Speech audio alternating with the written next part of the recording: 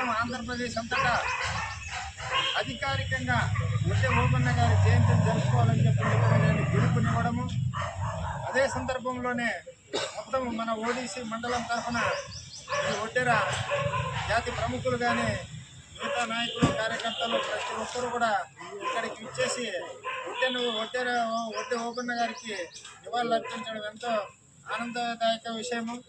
ఎందుకంటే మనం కూడా ఇంకా రాబో రోజుల్లో ఇలానే కాకుండా ఇక్కడ ఉన్నటువంటి ఒడ్డెర నాయకులు ప్రతి ఒక్కరూ కూడా సంఘటితమై అందరికీ చెప్పుకొని ఎవరు మాకు చెప్పలేదు అనేది రాకుండా, ఎందుకంటే ఇప్పుడు ఇక్కడ ప్రధాన కార్యదర్శిగా కూడా సుధాకర్ ఉన్నాడు, రాష్ట్ర కార్యదర్శిగా అజనప్ ఉన్నాడు, మండలం తరఫున ఏకైక ఎంపీటీసీగా గెలిచిండేది కూడా మన ఒడ్డె శ్రీనివాసులు గారు.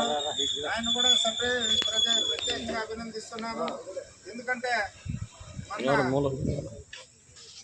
రాష్ట్ర వైసీపీ గవర్నమెంట్లో ఎంపీపీ, ఎంపీటీసీ, జెడ్పీటీసీ ఎలక్షన్లో చంద్రబాబు నాయుడు గారు బాయ్కాట్ చేసినా కూడా నేను నిలబడతానని చెప్పి ముందుకొచ్చి నిలబడి గెలిచినటువంటి వ్యక్తి మన శ్రీనివాసులు గారు. కూడా ప్రతి ఒక్కరూ కూడా పార్టీని, తెలుగుదేశం పార్టీని బలపరిచే విధంగా ప్రతి ఒక్క నాయకుడు, కార్యకర్త కూడా కృషి చేయాలని చెప్పి రాబో రోజుల్లో ఒడ్డె ఓబన్న గారి జయంతిని ఇంకా అంగరంగ వైభవంగా జరిపే విధంగా ప్రతి ఒక్కరూ కూడా కృషి చేయాలని చెప్పి కోరుకుంటూ నాకు ఈ అవకాశం ఇచ్చినందుకు ప్రతి ఒక్కరికి కూడా ధన్యవాదాలు తెలియజేసుకుంటున్నాను. రాష్ట్ర ప్రభుత్వం మరి అధికారికంగా ప్రకటించడాన్ని స్వాగతిస్తున్నాం. మరి రాష్ట్ర ప్రభుత్వానికి కూడా ఒడ్డెర తరఫున అభినందనలు చేస్తున్నాం.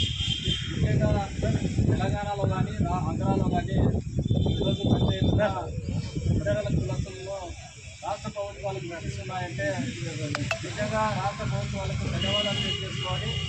ఈరోజు వెనుకబడినటువంటి కులాలు, మరి ఇప్పటికీ వెనుకబడినటువంటి రాష్ట్ర వ్యాప్తంగా అధికారికంగా ఒడ్డె ఓబన్న గారిని మరి జయంతి నిర్వహించడం అనేది మరి చరిత్ర ఎంత కూడా స్వతంత్రంలో పాల్గొన్నటువంటి ఒడ్డె ఓబన్న గారు ఇప్పటికి ఇన్ని సంవత్సరాల తర్వాత వెలుగులోకి వచ్చి మరి రాష్ట్ర ప్రభుత్వాలు కూడా గుర్తించే స్థాయికి ఒడ్డెర కులాన్ని కూడా గుర్తిస్తున్నాయంటే నిజంగా రాష్ట్ర ప్రభుత్వాలను కూడా అభినందించిన విషయం ఇది. మరి ఎంఆర్ఓ గారికి కూడా ప్రత్యేకంగా ధన్యవాదాలు. రాష్ట్ర అధికారులకు కూడా ఈ తరఫున మరి ఒడ్డెర్ల తరఫున పూర్తిగా ధన్యవాదాలు తెలియజేసుకుంటున్నాం.